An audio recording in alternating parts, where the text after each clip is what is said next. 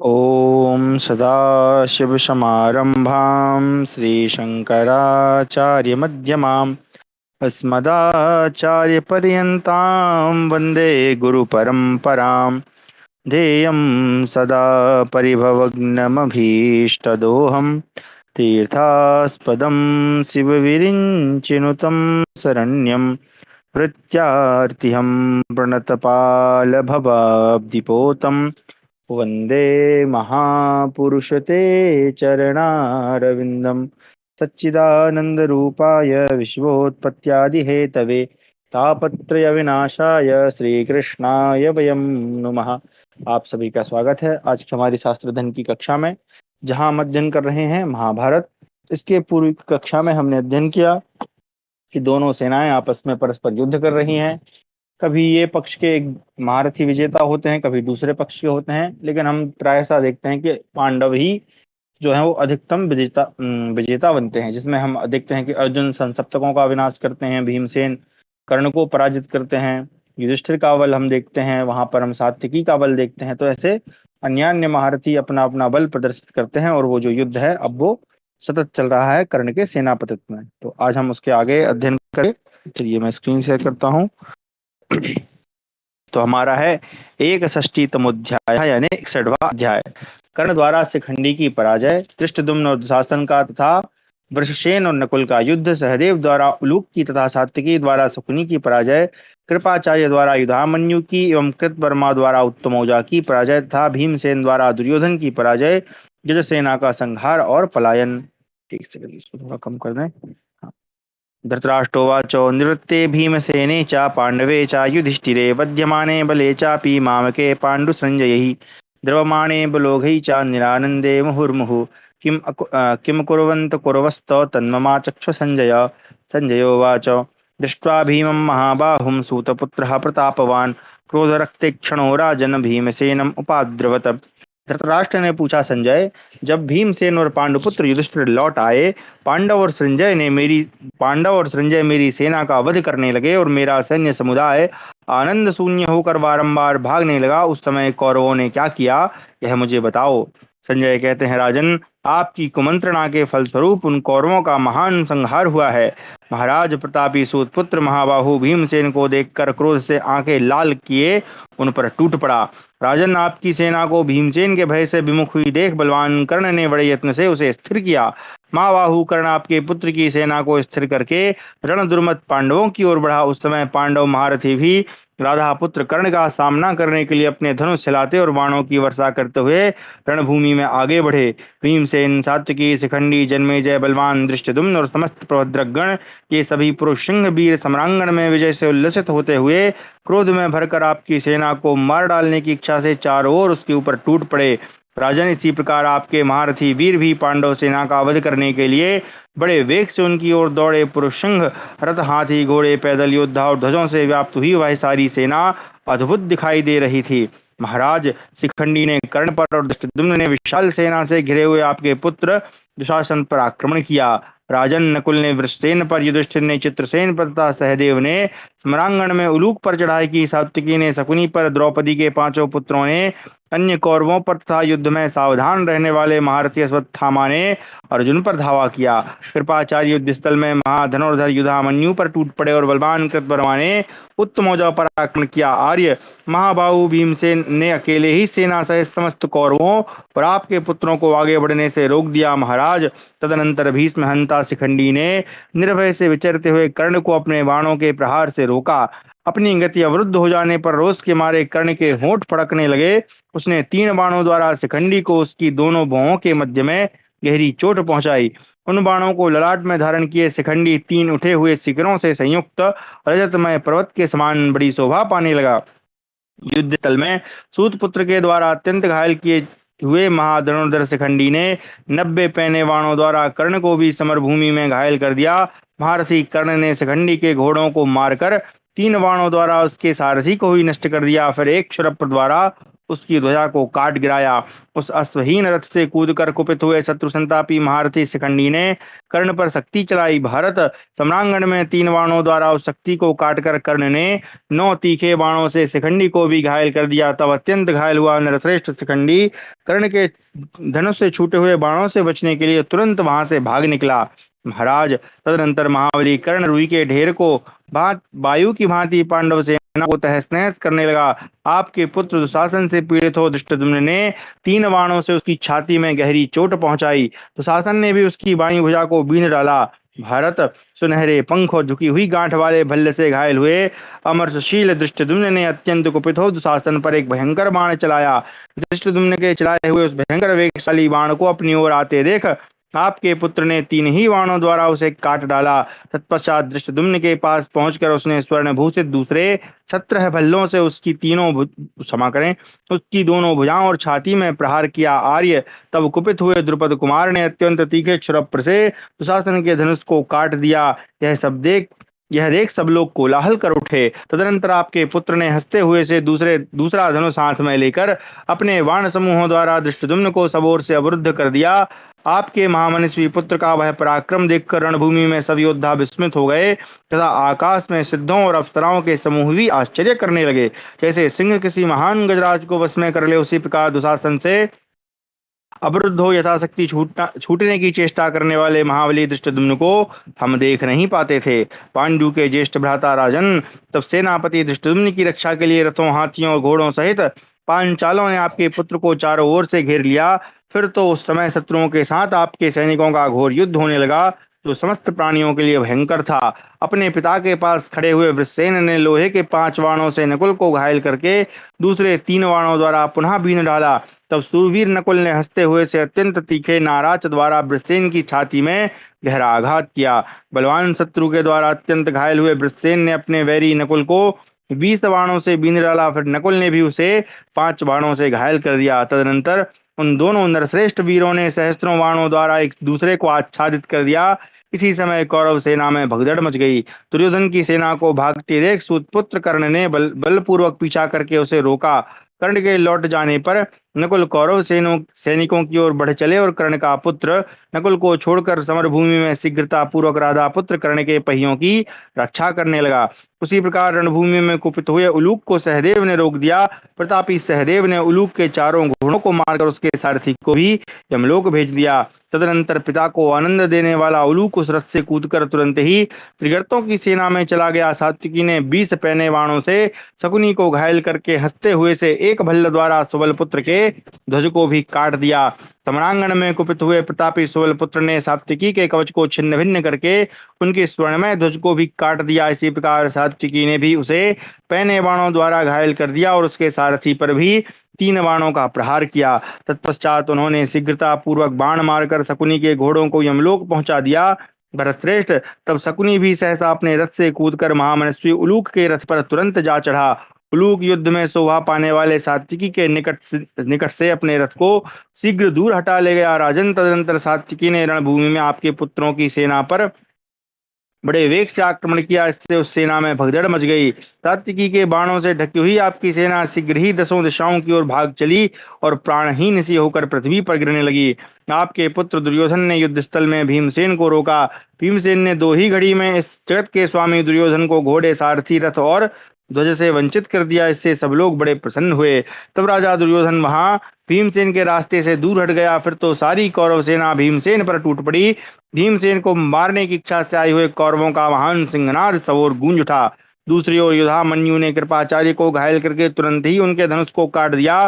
तदनंतर शस्त्रधारियों में श्रेष्ठ कृपाचार्य ने दूसरा धनुष हाथ में लेकर युधामन्यु के ध्वज, सारथी और छत्र को धराशायी कर दिया। फिर तो महारथी युधामन्यु रथ के द्वारा ही वहां से पलायन कर गया। दूसरी ओर उत्तमौजा ने भयंकर पराक्रमी और भयानक रूप वाले कृतवर्मा को अपने बाणों द्वारा सहसा उसी प्रकार आच्छादित कर दिया जैसे मेघ जल की वर्षा द्वारा पर्वत को ढक देता है। परंतप उन दोनों का वह महान युद्ध भयंकर था। वैसा युद्ध मैंने पहले कभी नहीं देखा। तदनंतर कृतवर्मा ने युद्ध स्थल में सहसा उत्तमौजा की छाती में गहरा आघात किया।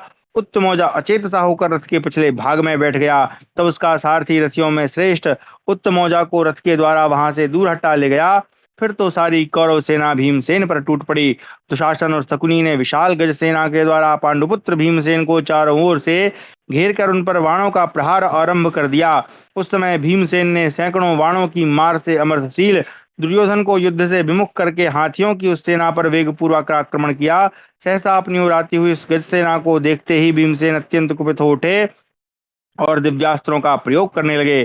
जैसे इंद्र वज्र के द्वारा असुरों का संहार करते हैं, उसी प्रकार भीमसेन ने हाथियों को मार डाला। तत्पश्चात हाथियों का संहार करते हुए भीमसेन ने समर भूमि में अपने बाण समूहों द्वारा सारे आकाश को उसी प्रकार ढक दिया जैसे टिड्डियों के दलों से वृक्ष आच्छादित हो जाता है। इसके बाद भीमसेन ने जैसे वायु मेघों की घटा को छिन्न भिन्न कर देती है, उसी प्रकार वहां एकत्र हुए हाथियों के सहस्त्रों समूहों को वेगपूर्वक नष्ट कर दिया। सोने और मणियों की जालियों से ढके हुए वे हाथी युद्ध स्थल में बिजलियों सहित मेघों के समान अधिक प्रकाशित हो रहे थे। राजन, भीमसेन की मार खाकर सारे हाथी भाग चले। कितने ही गजराज हृदय फट जाने के कारण पृथ्वी पर गिर पड़े। गिरे और गिरते हुए स्वर्ण भूषित हाथियों से ढकी हुई रणभूमि ऐसी शोभा पा रही थी मानो वहां ढेर के ढेर पर्वत खंड बिखरे पड़े हों। दीप्तिमती प्रभात था, रत्नों के आभूषण धारण करके गिरे हुए हाथी सवारों से वह भूमि वैसी ही शोभा पा रही थी मानो पुण्य क्षीण हो जाने पर स्वर्गलोक के ग्रह वहां भूतल पर गिर पड़े हों। तदनंतर भीमसेन के बाणों से आहत हो फूटे गंडस्थल, विदीर्ण कुंभस्थल और छिन्न भिन्न शुंड दंड वाले सैकड़ों हाथी युद्ध स्थल में भागने लगे। भय से पीड़ित हुए कितने ही पर्वताकार हाथी अपने सारे अंगों में बाणों से विद्ध होकर भय से पीड़ित हो रक्त बमन करते हुए भागे जा रहे थे। उस समय विभिन्न धातुओं के कारण विचित्र दिखाई देने वाले पर्वतों के समान उनकी शोभा हो रही थी। धनुष खींचते हुए भीमसेन की चंदन और अगर उसे चर्चित भुजाएं मुझे दो बड़े सर्पों के समान दिखाई देती थी। बिजली की गड़गड़ाहट के समान उनकी प्रत्यंचा की भयंकर टंकार सुनकर बहुत से हाथी मलमूत्र करते हुए बड़े जोर से भाग रहे थे। राजन, अकेले बुद्धिमान भीमसेन का वह कर्म समस्त प्राणियों का संहार करते हुए रुद्र के समान जान पड़ता था। इस प्रकार हमारा 61वां अध्याय समाप्त हुआ। 62वां अध्याय युधिष्ठिर पर कौरव सैनिकों का आक्रमण। संजयोवाच तथा श्वेताश्व संयुक्ते नारायण समाहिते तिष्ठन् रथवरे श्रीमान् अर्जुनः समपद्यत तद्बलं नृपतिश्रेष्ठं तावकं विजयोरणे वक्षोभयदुदीर्णास्व महोदधिमिवानलः दुर्योधनस्तवस्तः प्रमत्ते श्वेतवाहने अभ्येत्य सहसा क्रुद्धा सैन्यार्धेनाभिसंवृतः। संजय कहते हैं, राजन, तदनंतर भगवान श्री कृष्ण द्वारा सावधानी से संचालित और श्वेत घोड़ों से युक्त उत्तम रथ पर खड़े हुए श्रीमान अर्जुन वहां आ पहुंचे। नृपश्रेष्ठ जैसे प्रचंड वायु महासागर को विक्षुब्ध कर देती है, उसी प्रकार रणभूमि में स्थित प्रचंड अश्वों से युक्त आपकी सेना में अर्जुन ने हलचल मचा दी।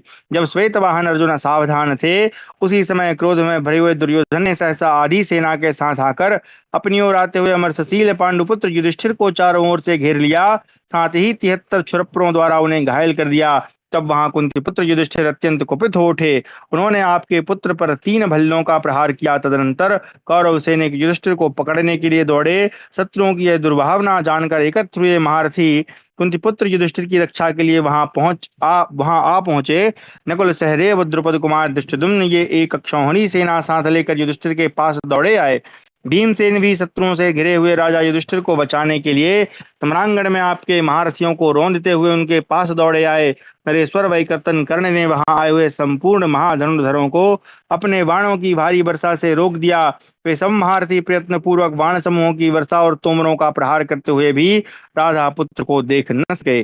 संपूर्ण अस्त्र शस्त्रों के पारंगत विद्वान राधा पुत्र कर्ण ने बड़ी भारी बाण वर्षा करके उन समस्त धनुर्धरों को आगे बढ़ने से रोक दिया। इसी समय प्रतापी सहदेव ने आकर शीघ्रता पूर्वक अस्त्र चलाते हुए तुरंत ही 20 बाणों से दुर्योधन को बींध डाला। सहदेव के बाणों से विद्ध होकर दुर्योधन अनेक शिखरों वाले पर्वत के समान सुशोभित हुआ। खून से लथपथ होकर वह मद की धारा बहाने वाले मदमत्त हाथी के समान जान पड़ता था। रथियों में श्रेष्ठ राधा पुत्र कर्ण आपके पुत्र को तेज बाणों से अत्यंत घायल हुआ देख सॉरी आप के पुत्र को तेज बाणों से अत्यंत घायल हुआ देख कुपित होकर दौड़ा। दुर्योधन की वैसी अवस्था देख उसने शीघ्र अपना अस्त्र प्रकट किया और उसी के द्वारा युधिष्ठिर की सेना एवं द्रुपद पुत्र को घायल कर दिया। राजन, महामना सूत पुत्र कर्ण की मार खाकर उसके बाणों से पीड़ित हो युधिष्ठिर की सेना सहसा भाग चली। सूत पुत्र कर्ण के धनुष से छूटकर परस्पर गिरते हुए नाना प्रकार के बाण अपने फलों द्वारा पहले के गिरे हुए बाणों के पंखों से जुड़ जाते थे। महाराज, आकाश में परस्पर टकराते हुए बाण समूह की रगड़ से आग प्रकट हो जाती थी। तदनंतर कर्ण ने पतंगों की तरह चलकर शत्रुओं के शरीरों में घुस जाने वाले बाणों द्वारा वेग पूर्वक दसों दिशाओं में प्रहार आरंभ किया। दिव्यास्त्रों का प्रदर्शन करता हुआ कर्ण मणि एवं स्वर्ण के आभूषणों से विभूषित तथा लाल चंदन से चर्चित दोनों भुजाओं को बारंबार हिला रहा था। राजन तत्पश्चात अपने बाणों से संपूर्ण दिशाओं को मोहित करते हुए कर्ण ने धर्मराज युधिष्ठिर को अत्यंत पीड़ित कर दिया। इससे कुपित हुए धर्मपुत्र युधिष्ठिर ने कर्ण पर 50 पैने बाणों का प्रहार किया। उस समय भयंकर दिखाई देने वाला वह युद्ध बाणों के अंधकार से व्याप्त हो गया। माननीय प्रजानाथ, जब धर्मपुत्र युधिष्ठिर कौरव सेना का वध करने लगे, उस समय आपके योद्धाओं का महान हाहाकार सब ओर गूंज उठा। धर्मात्मा युधिष्ठिर शिला पर तेज किए हुए कंकपत्र युक्त नाना प्रकार के पैने बाणों, भांति भांति के बहुसंख्यक भल्लों तथा शक्ति रिष्टि एवं मूसलों द्वारा प्रहार करते हुए जहां तहां क्रोध रूपी दोष से पूर्ण दृष्टि डालते थे, वहीं वहीं आपके सैनिक छिन्न भिन्न होकर बिखर जाते थे। कर्ण भी अत्यंत क्रोध में भरा हुआ था। वह अमर्षशील और क्रोधी तो था ही, रोष से उसका मुख फड़क रहा था। अप्रमेय आत्मबल से संपन्न सुवीर ने युद्ध स्थल में नाराचों, अर्धचंद्रों तथा वत्सदंतों द्वारा धर्मराज युधिष्ठिर पर धावा किया। इसी प्रकार युधिष्ठिर ने भी कर्ण को सोने की पांख वाले पैने बाणों द्वारा घायल कर दिया। तब कर्ण ने हंसते हुए से शिला पर तेज किए हुए कंकपत्र युक्त 3 भल्लों द्वारा पांडुपुत्र राजा युधिष्ठिर की छाती में गहरी चोट पहुंचाई। उस प्रहार से अत्यंत पीड़ित हो धर्मराज युधिष्ठिर रथ के पिछले भाग में बैठ गए और सारथी को आदेश देते हुए बोले, यहाँ से अन्यत्र रथ ले चलो। उस समय राजा दुर्योधन सहित आपके सभी पुत्र इस प्रकार कोलाहल करने लगे, राजा युधिष्ठिर को पकड़ लो। ऐसा कहकर वे सभी ओर से उनकी ओर दौड़ पड़े। राजन तब प्रहार कुशल 1700 के कई योद्धा पांचालों के साथ आकर आपके पुत्रों को रोकने लगे। जिस समय वह जनसंहारकारी भयंकर युद्ध चल रहा था, उस समय महाबली दुर्योधन और भीमसेन एक दूसरे से जूझने लगे। इस प्रकार हमारा 62वां अध्याय समाप्त हुआ। 63वां अध्याय कर्ण द्वारा नकुल सहदेव सहित युधिष्ठिर की पराजय एवं पीड़ित होकर युधिष्ठिर का अपनी छावनी में जाकर विश्राम करना। संजयोवाचो कर्णोपि सरजालेन कैकेय्यानां महारथान् प्रथमत परमेश्वानान् अग्रतः पर्यवस्थितान् तेषां प्रियतमानानां राधेयस्य निवारणे रथान् पंचस्तान् कर्णा प्राहिणो यमसाधनम् अविषय्यं ततो दृष्ट्वा राधेयं युधियोधिना भीमसेनम उपागच्छन् कर्णबाण प्रपीडिताः। संजय कहते हैं, राजन, कर्ण भी अपने बाण समूह से सामने खड़े हुए महाधनुर्धर कह महारथियों का विनाश करने लगा। राधा पुत्र कर्ण को रोकने के लिए प्रयत्न करने वाले 500 रथियों को उसने यमलोक पहुंचा दिया। कर्ण के बाणों से अत्यंत पीड़ित हुए पांडव योद्धा युद्ध स्थल में राधा पुत्र कर्ण को असह्य देखकर भीमसेन के पास चले आए। तदनंतर कर्ण ने अपने बाणों के समूह से पांडवों की रथ सेना को अनेक भागों में विदीर्ण करके एकमात्र रथ के द्वारा ही युधिष्ठिर पर धावा किया। उस समय वीर युधिष्ठिर बाणों से क्षत विक्षत होकर अचेत से हो रहे थे और नकुल सहदेव के बीच में होकर धीरे धीरे छावनी की ओर जा रहे थे। उस अवस्था में राजा युधिष्ठिर के पास पहुंचकर सूतपुत्र कर्ण ने दुर्योधन के हित की इच्छा से परम उत्तम 3 तीखे बाणों द्वारा उन्हें पुनः घायल कर दिया। इसी प्रकार राजा युधिष्ठिर ने भी कर्ण की छाती में गहरी चोट पहुंचाई। फिर 3 बाणों से सारथी को और चार से चारों घोड़ों को घायल कर दिया। शत्रुओं को संताप देने वाले माद्री कुमार और नकुल और सहदेव राजा युधिष्ठिर के चक्र रक्षक थे। वे दोनों भी यह सोचकर कर्ण की ओर दौड़ पड़े कि यह राजा युधिष्ठिर का वध न कर डाले। नकुल और सहदेव दोनों भाई उत्तम प्रयत्न का सहारा कर कर्ण पर पृथक पृथक बाणों की वर्षा करने लगे। इसी प्रकार प्रतापी सूतपुत्र ने भी तेज धार वाले 2 भल्लों द्वारा शत्रुओं का दमन करने वाले उन दोनों महामनस्वी वीरों को घायल कर दिया, जिनकी पूंछ और गर्दन के बाल काले तथा शरीर का रंग श्वेत था, जो मन के समान तीव्र वेग से चलने वाले थे। युधिष्ठिर के उन उत्तम घोड़ों को संग्राम भूमि में कर्ण ने मार डाला। तत्पश्चात महाधनुधर सूतपुत्र ने हंसते हुए से एक दूसरे भल्ल के द्वारा कुंती कुमार के शिरस्त्राण को नीचे गिरा दिया। इसी प्रकार प्रतापी कर्ण ने बुद्धिमान माद्री कुमार नकुल के भी घोड़ों को मारकर ईसा दंड और धनुष को भी काट दिया। घोड़ों और रथों के नष्ट हो जाने पर अत्यंत घायल हुए वे दोनों भाई पांडव उस समय सहदेव के रथ पर जा चढ़े। शत्रुवीरों का संहार करने वाले मामा मद्रास ने उन दोनों भाइयों को रथहीन हुआ देख कृपा पूर्वक राधा पुत्र कर्ण से कहा, कर्ण, आज तुम्हें कुमार अर्जुन के साथ युद्ध करना है, पर अत्यंत रोष में भरकर धर्मराज के साथ किस लिए जूझ रहे हो? इनके अस्त्र शस्त्र कवच नष्ट हो गए हैं, तीर और तरकस भी कट गए हैं, सारथी और घोड़े भी थके हुए हैं तथा शत्रुओं ने इन्हें अस्त्रों द्वारा आच्छादित कर दिया है। राधानंदन, अर्जुन के पास सामने पहुंचकर तुम उपहास के पात्र बन जाओगे। युद्ध स्थल में मद्रास शल्य के ऐसा कहने पर भी कर्ण पूर्वोत्तर उसमें भरकर युधिष्ठिर को बाणों द्वारा पीड़ित करता रहा। माद्री कुमार पांडुपुत्र नकुल सहदेव को तीखे बाणों से घायल करके कर्ण ने हंसकर सम्रांगण में बाणों के प्रहार से युधिष्ठिर को युद्ध से विमुख कर दिया। तब शल्य ने हंसकर युधिष्ठिर के वध का निश्चय किए अत्यंत क्रोध में भरकर रथ पर बैठे हुए कर्ण से पुनः इस प्रकार कहा, राधा पुत्र, दुर्योधन ने जिनसे जूझने के लिए तुम्हारा सदा सम्मान किया है, उन कुंती कुमार अर्जुन को मारो। युधिष्ठिर का वध करने से तुम्हें क्या मिलेगा? इनके मारे जाने पर अर्जुन निश्चय ही हमारे सारे महारथियों को जीत लेंगे, परंतु अर्जुन के मारे जाने पर धृतराष्ट्र पुत्र दुर्योधन की विजय अवश्यम भावी है। राधा, अच्छा क्षमा करें, महाबाहो, अर्जुन का यह सूर्य के समान प्रकाशमान ध्वज दिखाई देता है, तुम इन्हीं को मारो। युधिष्ठिर का वध करने से तुम्हारा क्या लाभ है? श्री कृष्ण और अर्जुन शंख बजा रहे हैं, जिनका यह महान शब्द सुनाई पड़ता है।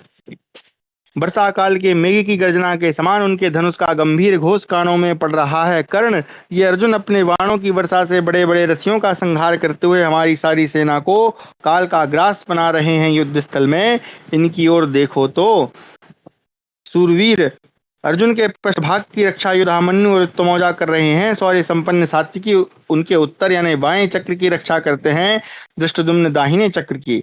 भीमसेन राजा दुर्योधन के साथ युद्ध करते हैं। राधानंदन, हम सब लोगों के देखते देखते आज भीमसेन जिस प्रकार उसे मार न डालें, वैसा प्रयत्न करो। जैसे भी संभव हो हमारे राजा को भीमसेन से छुटकारा मिलना ही चाहिए। देखो, युद्ध में शोभा पाने वाले दुर्योधन को भीमसेन ने ग्रस लिया। यदि तुम्हें पाकर वह संकट से छूट जाए तो यह महान आश्चर्य की घटना होगी। तुम चलकर जीवन के भारी संशय में पड़े हुए राजा दुर्योधन को बचाओ। आज माद्री कुमार नकुल सहदेव तथा राजा युधिष्ठिर का वध करके क्या होगा? पृथ्वीनाथ, शल्य की यह बात सुनकर महासमर में दुर्योधन को भीमसेन से ग्रस्त हुआ देख शल्य के वचनों से प्रेरित हो राजा को अधिक चाहने वाला पराक्रमी कर्ण अजात शत्रु युधिष्ठिर और माद्री कुमार पांडुपुत्र नकुल सहदेव को छोड़कर आपके पुत्र की रक्षा के लिए दौड़ा। माननीय नरेश, मद्रास शल्य के हाके हुए घोड़े ऐसे भाग रहे थे मानो आकाश में उड़ रहे हो। कर्ण के चले जाने पर कुंती कुमार पांडुपुत्र युधिष्ठिर सहदेव तीव्रगामी घोड़ों द्वारा वहां से भाग गए। नकुल और सहदेव के साथ वे नरेश लज्जित होते हुए से तुरंत छावनी में पहुंचकर रथ से उतर पड़े और सुंदर सैया पर लेट गए। उस समय उनका सारा शरीर बाणों से क्षत विक्षत हो रहा था। वहां उनके शरीर से बाण निकाल दिए गए तो भी हृदय में जो अपमान का कांटा गड़ गया था उससे वे अत्यंत पीड़ित हो रहे थे। उस समय राजा दोनों भाई माद्री कुमार नकुल और सहदेव से इस प्रकार बोले। युधिष्ठिर ने कहा, वीर पांडु मारो, तुम दोनों शीघ्रता पूर्वक जहां भीमसेन खड़े हैं वहां उनकी सेना में जाओ। वहां भीमसेन मेघ के समान गंभीर गर्जना करते हुए युद्ध कर रहे हैं। तदनंतर दूसरे रथ पर बैठकर रथियों में श्रेष्ठ नकुल और तेजस्वी सहदेव वे दोनों शत्रुसूदन बंधु तीव्र वेग वाले घोड़ों द्वारा भीमसेन के पास जा पहुंचे। फिर वे दोनों बलवान भाई भीमसेन के सैनिकों के साथ खड़े होकर युद्ध करने लगे। इस प्रकार हमारा 63वां अध्याय पूरा हुआ। 64वां अध्याय अर्जुन द्वारा अश्वत्थामा की पराजय, कौरव सेना में भगदड़ एवं दुर्योधन से प्रेरित कर्ण द्वारा भार्गवास्त्र से पांचालों का संहार। संजयोवाचो, द्रोणिस्तु रथवंशेन महता परिवारितः अपतत् सहसा राजन् यत्र पार्थो व्यवस्थितः तमापतन्तं सहसा शूरः शौरी सहायवान् तधार सहसा पार्थो वेलेव मकरालयम् ततः क्रुद्धो महाराजो द्रोणपुत्रः प्रतापवान् अर्जुनं वासुदेवं चाच्छादयामास सायकैः। संजय कहते हैं, राजन, द्रोणपुत्र अश्वत्थामा विशाल रथ सेना से घिरा सहसा वहां आ पहुंचा जहां अर्जुन खड़े थे। भगवान श्री कृष्ण जिनके सहायक थे उन सूरवीर कुंती कुमार अर्जुन ने सहसा अपनी ओर आते हुए अश्वत्थामा को तत्काल उसी तरह रोक दिया जैसे तटभूमि समुद्र को आगे बढ़ने से रोकती है। महाराज, तब क्रोध में भरे हुए प्रतापी द्रोणपुत्र ने अर्जुन और श्री कृष्ण को अपने बाणों से ढक दिया। उस समय उन दोनों को बाणों द्वारा आच्छादित हुआ देख समस्त कौरव महारथी महान आश्चर्य में पड़कर उधर ही देखने लगे। भारत, तब अर्जुन ने हंसते हुए से दिव्यास्त्र प्रकट किया, परंतु ब्राह्मण अश्वत्थामा ने युद्ध स्थल में उनके उस दिव्यास्त्र का निवारण कर दिया। रणभूमि में पांडुकुमार अर्जुन अश्वत्थामा के अस्त्रों को नष्ट करने के लिए जो जो अस्त्र चलाते थे, महाधनुर्धर द्रोणपुत्र अश्वत्थामा उनके उस अस्त्र को काट गिराता था। इस प्रकार महाभयंकर अस्त्र युद्ध आरंभ होने पर हम लोगों ने रणक्षेत्र में द्रोणपुत्र अश्वत्थामा को मुंह बाए हुए यमराज के समान देखा था। उसने सीधे जाने वाले बाणों से या बाणों के द्वारा संपूर्ण दिशाओं और कोणों को आच्छादित करके श्री कृष्ण की दाहिनी भुजा में 3 बाण मारे। तब अर्जुन ने उस महामनस्वी वीर के समस्त घोड़ों को मारकर समरभूमि में खून की नदी सी बहा दी। वह रक्तमयी भयंकर सरिता परलोक वाहिनी थी और सब लोगों को अपने प्रवाह में बहा ली जाती थी। वहां खड़े हुए सब लोगों ने देखा कि अश्वत्थामा के सारे रथी अर्जुन के धनुष से छूटे हुए बाणों द्वारा युद्ध भूमि में मारे गए। स्वयं अश्वत्थामा ने भी उनकी अवस्था देखी। उस समय उसने भी महाभयंकर प्रलोक वाहिनी नदी बहा दी। अश्वत्थामा और अर्जुन के उस भयंकर एवं घमासान युद्ध में सब योद्धा मर्यादा रहित होकर युद्ध करते हुए से आगे पीछे सब ओर भागने लगे। रथों के घोड़े और सारथी मार दिए गए, घोड़ों के सवार नष्ट हो गए, गजारोही मार डाले गए और हाथी बचे रहे एवं कहीं हाथी ही मार डाले गए तथा महावत बचे रहे। राजन, इस प्रकार सम्रांगण में अर्जुन ने घोर जनसंहार मचा दिया। उनके धनुष से छूटे हुए बाणों द्वारा मारे जाकर बहुत से रथी धराशायी हो गए, घोड़ों के बंधन खुल गए और वे चारों ओर दौड़ने लगे। युद्ध में शोभा पाने वाले अर्जुन का वह पराक्रम देखकर महापराक्रमी द्रोण कुमार अश्वत्थामा तुरंत उनके पास आ गया और अपने स्वर्ण भूषित विशाल धनुष को हिलाते हुए उसने विजयी वीरों में श्रेष्ठ अर्जुन को पैने बाणों द्वारा सब ओर ढक दिया।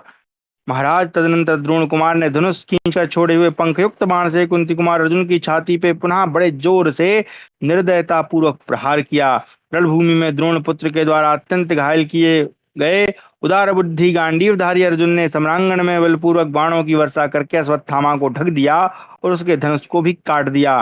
धनुष कट जाने पर द्रोणपुत्र ने युद्ध स्थल में ऐसा परिघ हाथ में लिया जिसका स्पर्श वज्र के समान कठोर था। उसने उस परिघ को तत्काल ही अर्जुन पर दे मारा। उस स्वर्ण भूषित परिघ को सहसा अपने ऊपर आते देख पांडुपुत्र अर्जुन ने हंसते हुए से उसके टुकड़े टुकड़े कर दिए। जैसे वज्र का मारा हुआ पर्वत टूट फूट कर सब ओर बिखर जाता है, उसी प्रकार अर्जुन के बाणों से कटा हुआ वह परिघ उस समय पृथ्वी पर गिर पड़ा। तब महारथी द्रोणपुत्र ने कुपित होकर अर्जुन पर इंद्रास्त्र द्वारा वेगपूर्वक बाणों की वर्षा आरंभ कर दी। अर्जुन ने अश्वत्थामा द्वारा किए हुए इंद्रजाल का विस्तार देखकर बड़े वेग से गांडीव धनुष हाथ में लिया और महेंद्र द्वारा निर्मित उत्तम अस्त्र का आश्रय लेकर उस इंद्रजाल का संहार कर दिया। इस प्रकार इंद्रास्त्र द्वारा छोड़े गए उस बाण जाल को दृढ़ करके अर्जुन ने निकटवर्ती होकर क्षण भर में अश्वत्थामा के रथ को ढक दिया। उस समय अश्वत्थामा अर्जुन के बाणों से अभिभूत हो गया था। तदनंतर अश्वत्थामा ने अपने बाणों द्वारा अर्जुन की उस बाण वर्षा का निवारण करके अपना नाम प्रकाशित करते हुए सहसा 100 बाणों से श्री कृष्ण को घायल कर दिया और अर्जुन पर भी 300 बाणों का प्रहार किया। इसके बाद अर्जुन ने 100 बाणों से गुरुपुत्र के मर्म स्थानों को दृढ़ कर दिया तथा आपके पुत्रों के देखते देखते उसके घोड़ों, सारथी, धनुष और प्रत्यंचा पर बाणों की झड़ी लगा दी। शत्रुवीरों का संहार करने वाले पांडुपुत्र अर्जुन ने अश्वत्थामा के मर्म स्थानों में चोट पहुंचाकर एक भल्ले से उनके सारथी को रथ की बैठक से नीचे गिरा दिया। तब उसने स्वयं ही घोड़ों की बागडोर हाथ में ले श्री कृष्ण और अर्जुन को बाणों से ढक दिया। वहां हमने द्रोण पुत्र का शीघ्र प्रकट होने वाला अद्भुत पराक्रम देखा कि वह घोड़ों को भी काबू में रखता था और अर्जुन के साथ युद्ध भी करता था। राजन, सम्रांगण में सभी योद्धाओं ने उसके इस कार्य की भूरी भूरी प्रशंसा की। तदनंतर अर्जुन ने हंसकर युद्ध स्थल में द्रोण पुत्र के घोड़ों की बागडोरों को छुरप्परों द्वारा शीघ्रता पूर्वक काट दिया। भारत, इसके बाद बाणों के वेग से अत्यंत पीड़ित हुए घोड़े वहां से भाग चले। उस समय वहां आपकी सेना में भयंकर कोलाहल मच गया। पांडव विजय पाकर आपकी सेना पर टूट पड़े और पुनः विजय की अभिलाषा ले चारों ओर से पैने बाणों का प्रहार करने लगे। महाराज, विजय से उल्लसित होने वाले पांडवों ने दुर्योधन की विशाल सेना में बारंबार भगदड़ मचा दी। विचित्र युद्ध करने वाले आपके पुत्रों के सुबल पुत्र शकुनी के तथा कर्ण के देखते देखते यह सब हो रहा था। तब ओर से पीड़ित हुई आपकी विशाल सेना आपके पुत्रों के बहुत रोकने पर भी युद्ध भूमि में खड़ी न रह सकी। सब ओर भागने वाले योद्धाओं के कारण आपके पुत्रों की वह विशाल सेना भयभीत और व्याकुल हो उठी। सूत पुत्र कर्ण ठहरो ठहरो की पुकार करता ही रह गया, परंतु महामनस्वी पांडवों की मार खाती वह सेना किसी तरह ठहर न सकी। महाराज, दुर्योधन की सेना को सबोर भागती देख विजय से उल्लसित होने वाले पांडव जोर जोर से सिंहनाद करने लगे। उस समय दुर्योधन ने कर्ण से प्रेम पूर्वक कहा, कर्ण देखो, पांचालों ने मेरी विशाल सेना को अत्यंत पीड़ित कर दिया है। शत्रुघ्न महाबाहु वीर, तुम्हारे रहते हुए भय के कारण मेरी सेना भाग रही है। यह जानकर इस समय जो कर्तव्य हो उसे करो। पांडवों द्वारा खदेड़े जाने वाले सहस्त्रों कौरव सैनिक सम्रांगण में तुम्हें ही पुकार रहे हैं। महावीर कर्ण ने दुर्योधन की यह बात सुनकर शल्य से हंसते हुए से इस प्रकार कहा, आज तुम मेरी दोनों भुजाओं और अस्त्रों का बल देखो। मैं रणभूमि में पांडवों सहित समस्त पांचालों का वध किए देता हूँ, इसमें संशय नहीं है। पुरुष सिंह, आप कल्याण चिंतन पूर्वक ही इन घोड़ों को आगे बढ़ाइए। महाराज, ऐसा कहकर प्रतापी सूत पुत्र कर्ण ने अपने विजय नामक श्रेष्ठ एवं पुरातन धनुष को लेकर उस पर प्रत्यंचा चढ़ाई। फिर उसे बारंबार हाथ में लेकर सत्य की शपथ दिलाते हुए समस्त योद्धाओं को रोका। इसके बाद अमेय आत्मबल से संपन्न उस महाबली वीर ने भार्गवास्त्र का प्रयोग किया। फिर तो उस महासमर में सहस्त्रों लाखों करोड़ों अरबों तीखे बाण उस अस्त्र से प्रकट होने लगे। कंक और मोर की पाख वाले उन प्रज्वलित एवं भयंकर बाणों द्वारा पांडव सेना आच्छादित हो गई। कुछ भी सूझ नहीं पड़ता था। प्रबल भार्गवास्त्र से सम्रांगण में पीड़ित होने वाले पांचालों का महान हाहाकार सब ओर गूंजने लगा। गिरते हुए हाथियों, सहस्त्रों घोड़ों, रथों और मारे गए पैदल मनुष्यों के गिरने से सारी पृथ्वी सब ओर कंपित होने लगी। पांडवों की सारी विशाल सेना व्याकुल हो गई। शत्रुओं को तपाने वाला योद्धाओं में श्रेष्ठ एकमात्र कर्ण ही धूम रहित अग्नि के समान शत्रुओं को दग्ध करता हुआ शोभा पा रहा था। जैसे वन में आग लगने पर उसमें रहने वाले हाथी जहां तहां दग्ध होकर मूर्छित हो जाते हैं, उसी प्रकार कर्ण के द्वारा मारे जाने वाले पांचाल और चेदी योद्धा यत्र तत्र मूर्छित होकर पड़े थे। वे श्रेष्ठ योद्धा व्याघ्रों के समान चीत्कार करते थे। राजन, युद्ध के मुहाने पर भयभीत हो चिल्लाते और डरकर सबोर भागते हुए सैनिकों का महान आर्तनाद प्रलय काल में समस्त प्राणियों के चीत्कार के समान जान पड़ता था। सूत पुत्र के द्वारा मारे जाते हुए उन योद्धाओं को देखकर समस्त प्राणी पशु पक्षी भी भय से थर्रा उठे। सूत पुत्र द्वारा सम्रांगण में मारे जाते हुए संजय बारंबार अर्जुन और श्री कृष्ण को पुकारते थे। ठीक उसी तरह जैसे प्रेतराज के नगर में क्लेश से अचेत हुए प्राणी प्रेतराज को ही पुकारते हैं। कर्ण के बाणों द्वारा मारे जाते हुए उन सैनिकों का आर्तनाद सुनकर वहां महाभयंकर भार्गवास्त्र का प्रयोग हुआ देखकर कुंती पुत्र अर्जुन ने भगवान श्री कृष्ण से कहा, महाबाहु श्री कृष्ण, यह भार्गवास्त्र का पराक्रम देखिए। सम्रांगण में किसी तरह इस अस्त्र को नष्ट नहीं किया जा सकता। श्री कृष्ण देखिए, क्रोध में भरा हुआ सूतपुत्र जो पराक्रम में यमराज के समान है, महासमर में कैसा दारुण कर्म कर रहा है। वह निरंतर घोड़ों को हाँकता हुआ बारंबार मेरी ही ओर देख रहा है। समर भूमि में कर्ण के सामने पलायन करना मैं उचित नहीं समझता। मनुष्य जीवित रहे तो वह युद्ध में विजय और पराजय दोनों पाता है। ऋषिकेश, मरे हुए मनुष्य का तो नाश ही हो जाता है, फिर उसकी विजय कहाँ से हो सकती है। अर्जुन के ऐसा कहने पर श्री कृष्ण ने बुद्धिमानों में श्रेष्ठ अर्जुन से यह समयोचित बात कही, पार्थ, कर्ण ने राजा युधिष्ठिर को अत्यंत छद विछद कर दिया है। उनसे मिलकर उन्हें धीरज बनाकर फिर तुम कर्ण का वध करना। ऐसा कहकर वे पुनः युधिष्ठिर से मिलने की इच्छा से तथा कर्ण को युद्ध में अधिक थकावट प्राप्त कराने के लिए वहां से चल दिए। अर्जुन श्री कृष्ण की आज्ञा से बाण राजा युधिष्ठिर को देखने के लिए रथ के द्वारा युद्ध स्थल से शीघ्रता पूर्वक गए। कुंती कुमार अर्जुन ने द्रोण पुत्र के साथ युद्ध करके रणभूमि में वज्रधारी इंद्र के लिए भी दुष्य गुरुपुत्र को पराजित करने के पश्चात जाते समय धर्मराज को देखने की इच्छा से सारी सेना पर दृष्टिपात किया, परंतु वहां कहीं भी अपने बड़े भाई को नहीं देखा। इस प्रकार हमारा 64वां अध्याय समाप्त हुआ। 65वां अध्याय, भीमसेन को युद्ध का भार सौंपकर श्री कृष्ण और अर्जुन का युधिष्ठिर के पास जाना। संजय उवाच, द्रोणिं पराजित्य ततोग्रधन्वा कृत्वा महद्दुष्करं शूरकर्म आलोकयामास ततः स्वसैन्यं धनंजया रप्रधस्य सा युद्धमानान् प्रतनामुखस्थान् शूरः शूरान् हर्षयन् सव्यसाची पूर्वप्रहारै मथितान् प्रशंसन स्थिरान् चकारात्मरथाननीके। संजय कहते हैं, महाराज, तदनंतर उत्तम धनुष धारण करने वाले तथा शत्रुओं के लिए अजय अर्जुन ने दूसरों के लिए दुष्कर वीरोचित कर्म करके अश्वत्थामा को हराकर फिर अपनी सेना का निरीक्षण किया। सव्यसाची सूरवीर अर्जुन युद्ध के मुहाने पर खड़े होकर युद्ध करने वाले अपने सूरवीर सैनिकों का हर्ष बढ़ाते हुए तथा पहले के प्रहारों से क्षतविक्षत हुए अपने रथियों की भूरी भूरी प्रशंसा करते हुए उन सबको अपनी सेना में स्थिरता पूर्वक स्थापित किया। परंतु वहां अपने भाई अजमीर कुल नंदन युधिष्ठिर को न देखकर अर्जुन ने बड़े वेग से भीमसेन के पास जा उनसे राजा का समाचार पूछते हुए कहा, भैया इस समय हमारे महाराज कहाँ हैं? भीमसेन ने कहा, धर्मपुत्र राजा युधिष्ठिर यहाँ से हट गए हैं। कर्ण के बाणों से उनके सारे अंग संतप्त हो रहे हैं। संभव है वे किसी प्रकार जी रहे हों।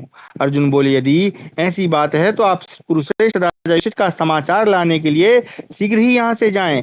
निश्चय ही कर्ण के बाणों से अत्यंत घायल होकर राजा शिविर में चले गए हैं। भैया भीमसेन, जो वेगशाली वीर युधिष्ठिर द्रोणाचार्य के द्वारा किए गए प्रहारों तथा अत्यंत तीखे बाणों से अच्छी तरह घायल किए जाने पर भी विजय की प्रतीक्षा में तब तक युद्ध स्थल में डटे रहे जब तक कि आचार्य द्रोण मारे नहीं गए। वे महानुभाव पांडव शिरोमणि आज कर्ण के द्वारा संग्राम में संशयापन्न अवस्था में डाल दिए गए हैं। अतः आप शीघ्र ही उनका समाचार जानने के लिए जाइए। मैं यहाँ शत्रुओं को रोके रहूंगा। भीमसेन ने कहा, महानुभाव, तुम ही जाकर भरत कुलभूषण नरेश का समाचार जानो। अर्जुन, यदि मैं यहाँ से जाऊंगा तो मेरे वीर शत्रु मुझे डरपोक कहेंगे। तब अर्जुन ने भीमसेन से कहा, भैया संसप्तक गण मेरे विपक्ष में खड़े हैं। इन्हें मारे बिना आज मैं शत्रु समुदाय रूपी गोष्ठ से बाहर नहीं जा सकता। यह सुनकर भीमसेन ने अर्जुन से कहा, कुरुकुल श्रेष्ठ वीर धनंजय, मैं अपने ही बल का भरोसा करके संग्राम भूमि में संपूर्ण संसप्तकों के साथ युद्ध करूंगा। तुम जाओ। संजय कहते हैं, राजन, शत्रुओं की मंडली में अपने भाई भीमसेन का यह अत्यंत दुष्कर वचन सुनकर कि मैं अकेला ही असह्य संसप्तक सेना का सामना करूंगा, उदार हृदय वाले महात्मा कपिध्वज अर्जुन ने सत्य पराक्रमी भाई भीम के उस सत्य वचन को श्रवण गोचर करके उसे अप्रमेय विष्णुवंशावतंस नारायण अवतार भगवान श्री कृष्ण को बताया और उस समय कुरुश्रेष्ठ युधिष्ठिर का दर्शन करने की इच्छा से जाने को उद्यत हो इस प्रकार कहा। अर्जुन बोले, हृषिकेश, अब आप शत्रु सेना रूपी समुद्र को छोड़कर घोड़ों को यहाँ से हाँक ले चलें कि सब मैं अजात शत्रु राजा युधिष्ठिर का दर्शन करना चाहता हूँ। संजय कहते हैं, राजन, तदनंतर संपूर्ण दशहरा वंशियों में प्रधान भगवान श्री कृष्ण अपने घोड़े हाँकते हुए वहां भीमसेन से इस प्रकार बोले, कुंती नंदन भीम, आज यह पराक्रम तुम्हारे लिए कोई आश्चर्य की बात नहीं है। मैं जा रहा हूँ, तुम शत्रु समूहों का संहार करो। राजन, यह कहकर भगवान ऋषिकेश गरुड़ के समान वेगशाली घोड़ों द्वारा शीघ्र से शीघ्र वहां जा पहुंचे जहां राजा युधिष्ठिर विश्राम कर रहे थे। शत्रुओं का सामना करने के लिए शत्रुदमन वृकोदर भीमसेन को स्थापित करके युद्ध के विषय में उन्हें पूर्वोक्त संदेश देकर वे दोनों पुरुष शिरोमणि अकेले सोए हुए राजा युधिष्ठिर के पास जा रथ से नीचे उतरे। उन्होंने धर्मराज के चरणों में प्रणाम किया। पुरुष सिंह पुरुष प्रवर श्री कृष्ण एवं अर्जुन को सकुशल देखकर तथा दोनों कृष्णों को इंद्र के पास गए हुए अश्विनी कुमारों के समान प्रसन्नता पूर्वक अपने समीप आया जान राजा युधिष्ठिर ने उनका अभिनंदन किया। क्षमा करें, राजा युधिष्ठिर ने उनका उसी तरह अभिनंदन किया जैसे सूर्य दोनों अश्विनी कुमारों का स्वागत करते हैं, अथवा जैसे महान असुर जम्ब के मारे जाने पर बृहस्पति ने इंद्र और विष्णु का अभिनंदन किया था। शत्रुओं को संताप देने वाले धर्मराज युधिष्ठिर ने कर्ण को मारा गया मानकर हर्ष गदगद वाणी से प्रसन्नता पूर्वक वार्तालाप आरंभ किया। सेना के अग्रभाग में युद्ध करने वाले पुरुषों में प्रमुख वीर एवं लाल नेत्रों वाले श्री कृष्ण और अर्जुन जब समीप आए तब उनके सारे अंगों में बाण धसे हुए थे, वे खून से लथपथ हो रहे थे। उन्हें देखकर युधिष्ठिर ने न्यूनांकित रूप से बातचीत की। एक साथ आए हुए महान शक्तिशाली श्री कृष्ण और अर्जुन को देखकर उन्हें यह पक्का विश्वास हो गया कि अर्जुन ने युद्ध स्थल में कर्ण को मार डाला है।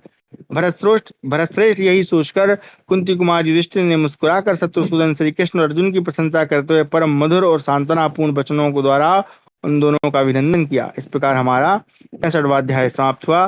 66वां अध्याय, युधिष्ठिर का अर्जुन से भ्रमवश कर्ण के मारे जाने का वृत्तांत पूछना।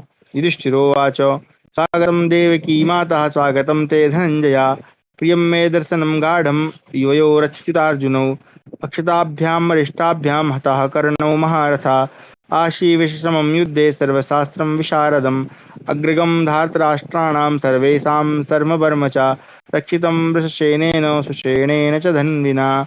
युधिष्ठिर बोले, देवकी नंदन, तुम्हारा स्वागत हो। धनंजय, तुम्हारा भी स्वागत है। श्री कृष्ण और अर्जुन, इस समय तुम दोनों का दर्शन मुझे अत्यंत प्रिय लगा क्योंकि तुम दोनों ने स्वयं किसी प्रकार की क्षति न उठाकर सकुशल रहते हुए महारथी कर्ण को मार डाला है। कर्ण युद्ध में विस्तर सर्प के समान भयंकर, संपूर्ण शस्त्र विद्याओं में निपुण तथा कौरवों का अगुआ था। वह शत्रु पक्ष में सबका कल्याण साधक और कवच बना हुआ था। वृषसेन और सुषेण जैसे धनुर्धर अच्छा करते थे। परशुराम जी से अस्त्र शस्त्रों का ज्ञान प्राप्त करके वह महान शक्तिशाली और अत्यंत दुर्जय हो गया था। समस्त संसार का सर्वश्रेष्ठ रथी एवं विश्वविख्यात वीर था। धृतराष्ट्र पुत्रों का रक्षक, सेना के मुहाने पर जाकर युद्ध करने वाला, शत्रु सैनिकों का संहार करने में समर्थ था, विरोधियों का मान वर्धन करने वाला था।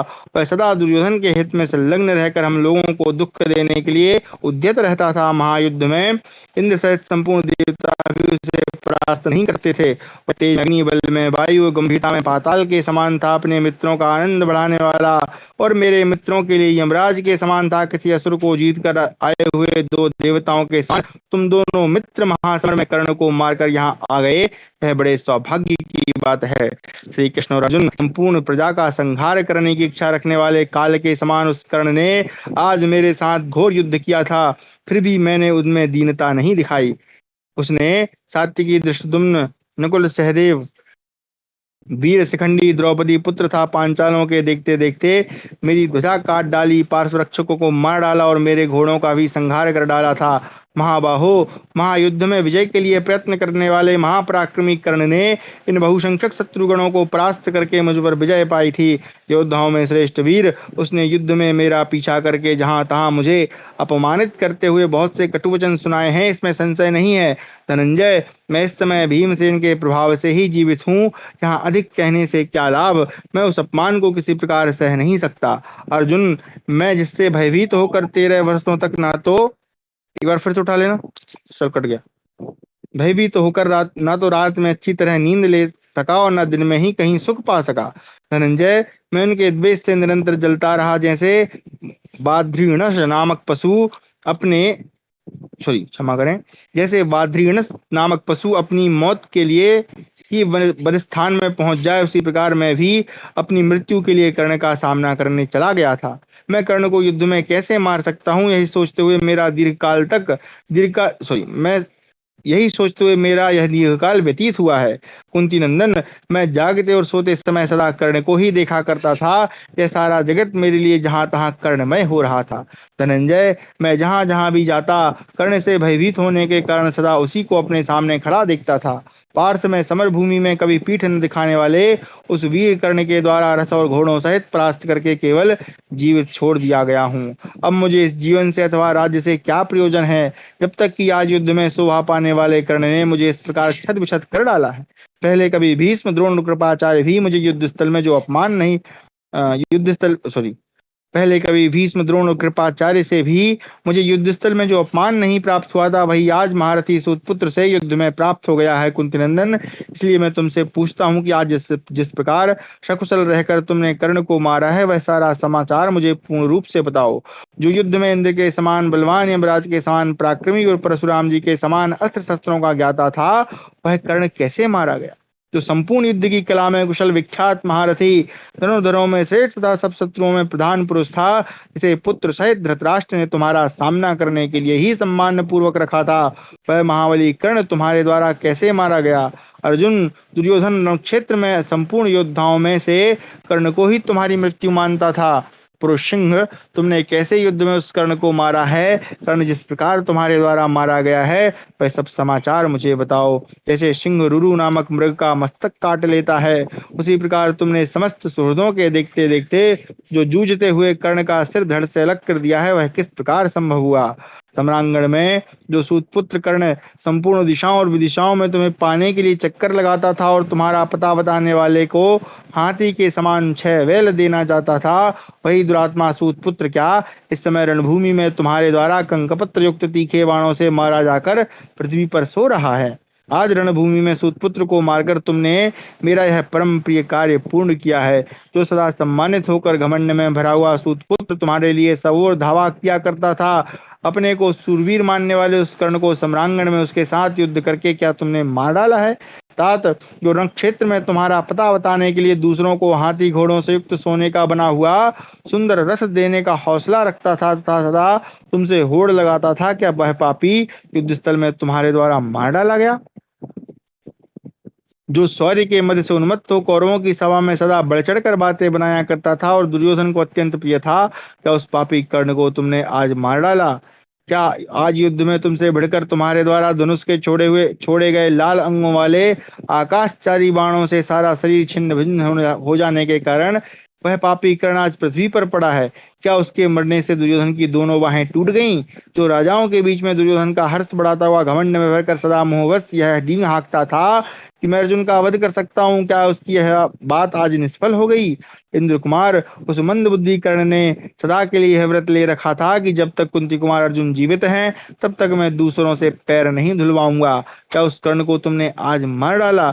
जिस दुष्ट बुद्धि वाले कर्ण ने कौरव वीरों के बीच भरी सभा में द्रौपदी से कहा था कि कृष्णे, तू इन अत्यंत दुर्बल पतित और शक्तिहीन पांडवों को छोड़ क्यों नहीं देती? जिस कर्ण ने तुम्हारे लिए प्रतिज्ञा की थी कि आज मैं श्री कृष्ण सहित अर्जुन को मारे बिना यहाँ से नहीं लौटूंगा, क्या वह पापात्मा तुम्हारे बाणों से छिन्न भिन्न होकर धरती पर पड़ा है? क्या तुम्हें आज के संघर्ष में संजयों कौरवों का जो यह संग्राम हुआ था उसका समाचार ज्ञात हुआ, जिससे मैं ऐसी दुर्दशा को पहुंचा दिया गया? क्या तुमने आज उस दुरात्मा कर्ण को मार डाला? सब्यसाची अर्जुन, क्या तुमने युद्ध स्थल में गांडीव धनुष से छोड़े गए प्रज्वलित बाणों द्वारा उस मंद बुद्धि कर्ण के कुंडल मंडित तेजस्वी मस्तक को धड़ से काट गिराया? वीर, जिस समय मैं बाणों से घायल कर दिया गया उस समय कर्ण के वध के लिए मैंने तुम्हारा चिंतन किया था। क्या तुमने कर्ण को धराशायी करके मेरे उस चिंतन को आज सफल बना दिया? कर्ण का आश्रय लेकर दुर्योधन जो बड़े बड़े बड़े घमंड में भरकर हम लोगों की ओर देखा करता था, क्या तुमने दुर्योधन के उस महान आश्रय को आज पराक्रम करके नष्ट कर दिया, जिसने पूर्व काल में सभा भवन के भीतर कौरवों की आंखों के सामने हमें थोथे तिलों के समान नपुंसक बताया था? क्या वह अमर सुशील दुर्बुद्धि सूत पुत्र क्या आज युद्ध में आकर तुम्हारे हाथ से मारा गया? जिस दुरात्मा सूतपुत्र कर्ण ने हंसते हंसते पहले दुशासन से यह बात कही थी कि सुबल पुत्र के द्वारा जीती हुई द्रुपद कुमारी को तुम स्वयं जाकर बलपूर्वक यहाँ ले आओ, क्या तुमने आज उसे मार डाला?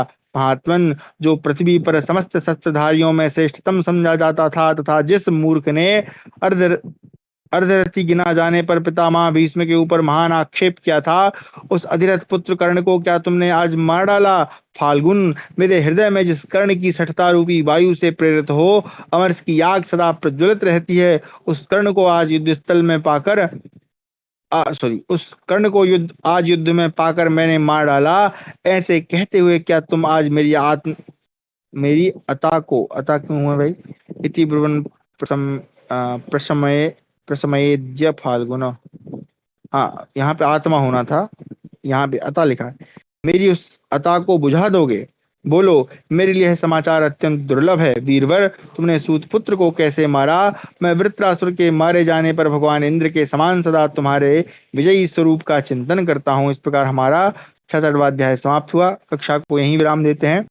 कल फिर हम पढ़ेंगे अर्जुन का युधिष्ठिर से अब तक कर्ण को न मार सकने का कारण बताते हुए उसे मारने के लिए प्रतिज्ञा करना।